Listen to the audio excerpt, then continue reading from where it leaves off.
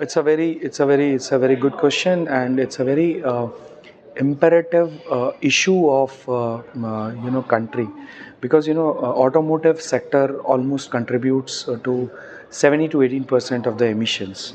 When we talk of emissions, there are regulated and unregulated emissions. So majorly the organized sectors, when you talk organized sectors, only talk of regulated emissions, but there are also unregulated emissions. You have asked me the part of the major part, which is sustainability, how to go forward with the sustainability. So on stepwise I am just clarifying your queries. So first, how to know how automotive sector, what is this conference is about. So the diesel segment, commercial vehicle is entirely depending on the diesel fuel. So they want to, diesel is a known culprit. Everybody knows that diesel consumes a lot of, there's a lot of CO2 from the diesel. It's a higher carbon and hydrogen associated with it. So there are a lot of unregulated emissions. So regulated emissions, when you talk, that is carbon monoxide, total hydrocarbons, oxides of nitrogen, and particulate matter. These are the four things which comes into the regulated emissions. So interestingly, everyone is talking about decarbonization of commercial vehicle segment, because commercial vehicle is using diesel. Diesel is a economy of India, considered to be economy of India.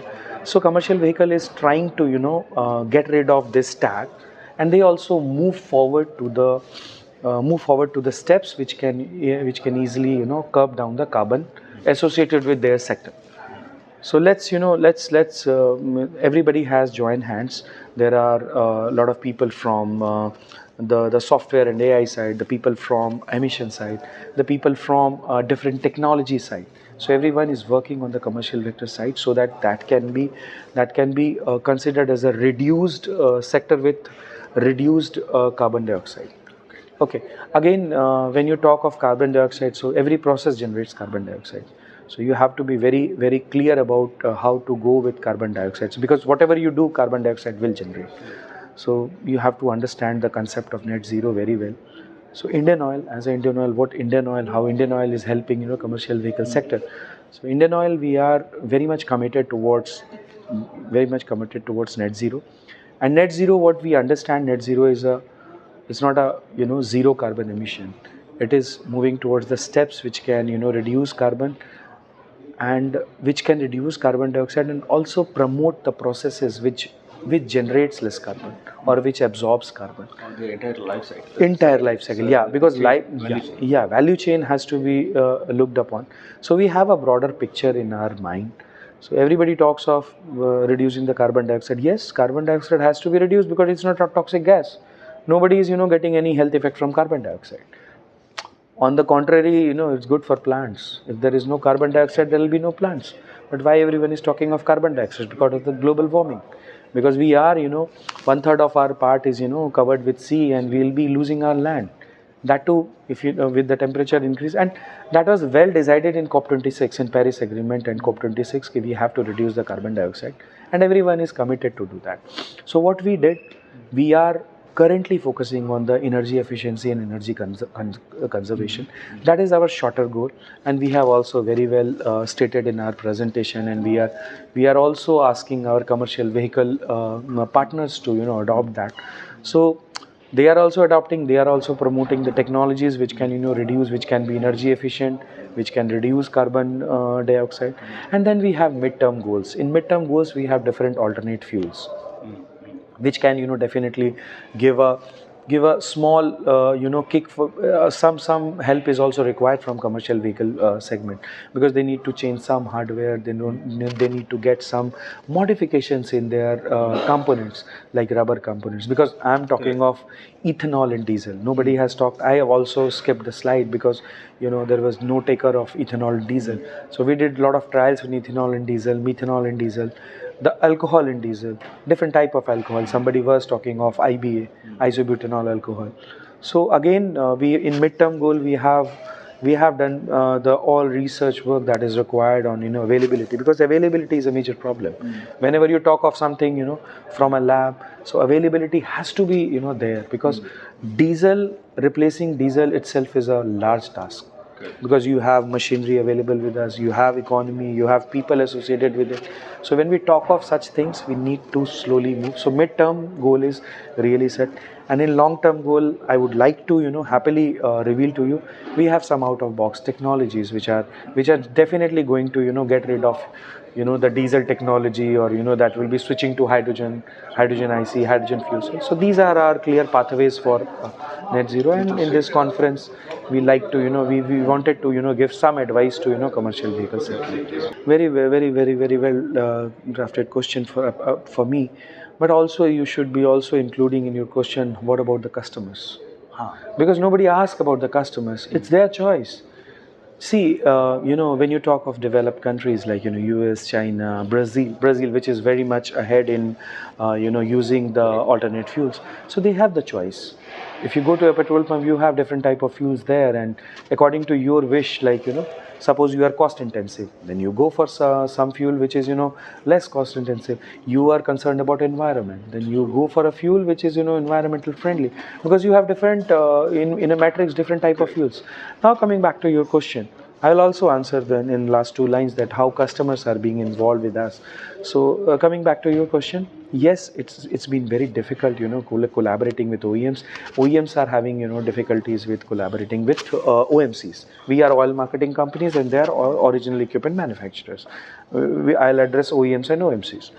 So there have been a lot of committees, between two of us. There is one very recent committee is IMC, Interministerial Committee. So that is headed not less than by Secretary MOPNG and Secretary MORTH. So both of them usually steer the committee. So in that committee, a lot of deliberations are there from both the sides, because OEMs are also very advanced in their technology. OMCs are also working very hard. They also have their R&D setup. They also have their different setups which are working for futuristic goals. Now when you talk of very I said very well drafted question. Now when you come together, so everybody will be talking of their technology. A very recent example is flex fuel vehicle. You remember there were few companies who came up with flex fuel vehicles, but they have gone out of the market. They have just taken it back. They're again planning. And one recent example is, you might not be knowing that Indian Oil, in their 500 outlets, we came with E100 fuel. Nobody knows that. Nobody knows that. And that was kept for 2 years, and we had to take back the E100 because that has the shelf life. Because ethanol is highly prone to moisture and other type of decomposition. So we had to take off all the ethanol fuel. So now it's a chicken and egg situation. OEM says you are not ready with fuel. We say you are not ready with the technology, but they are ready with the technology and we are ready with the fuel. How to combine? So there are a lot of other players who come into picture. Okay. There is a PESO. Now there is a customer. Customer said, why I'll go for flex fuel if you're not reducing the cost. Government says, why to reduce cost? Because I'm saving on the environment, I'm saving on the import cost. So that is for country's benefit. So there are things. Now coming, lastly, answering your question on the collaborative efforts. Yes, we do have the collaborative efforts, HPCL R&D Centre, BPCL R&D Centre, IOCL R&D Centre. We are very much in collaboration and MOUs with all OEMs. So whatever fuel we go with, we definitely, certainly develop the lubricant coolant as well, because lubricant is always in touch with fuel. So we also develop the lubricants. And then definitely if you develop the lubricant, we have to contact the OEMs. Because in fuel we have the upper hand, because BIS, Bureau of Indian Standards, they regulate the fuel, but lube is completely controlled by OEMs. SA is the OEM's representation. So that's why we have to go with them. That's why I mentioned we have a very good collaboration with Ashok Leyland, Tata Motors, Mahindra, Daimler, Chrysler. So everyone is very closely attached with us, and we are having the tests are generally from 2 months trial to 18 months to 36 month trials. I'm not going into technicality, but we are taking the joint trials with them. See, what I'm saying is I'm putting cost on producing the green fuels, which I say extra green or XP97. So everybody is not aware about extra green and XP97. So those involve cost, and we have just put that in market. And it's very interestingly, I'll share you that if we come up with a differentiated fuel, so there is excise on it. So there is a excise of extra green. We are just giving in market in the same rate we sell the diesel, but as a differentiated extra green name is attached to that. So already we are paying 3.65 rupees of excise. So now my fuel comes costlier than 3.65 without taking any profit on the extra green. We just want to create the market and the awareness about environmental sustainability. So this green strategy is what we have done. We have approached the carbon issuance body, the carbon credit market issuance bodies, that that gold standard, the Vera, the International Carbon Registry, and GCC. Unfortunately, GCC has said, gold standard has refused. They say we don't take any fossil fuel projects because you are the devil's advocate. You are creating the emissions, and then again you are coming to us to get the credits. So no. Vera has evaluated our project and they say no, because it's a proprietary product for you, so you will be getting the credits. Nobody else could get the credits. No, I won't be giving you carbon credits for that. And there were certain questions related to the replicability and additionality, so we failed in that. But GCC, Global Carbon Council, has very diligently evaluated, and they are about to, they have given us like 3 or 4 set of queries, and we have clarified.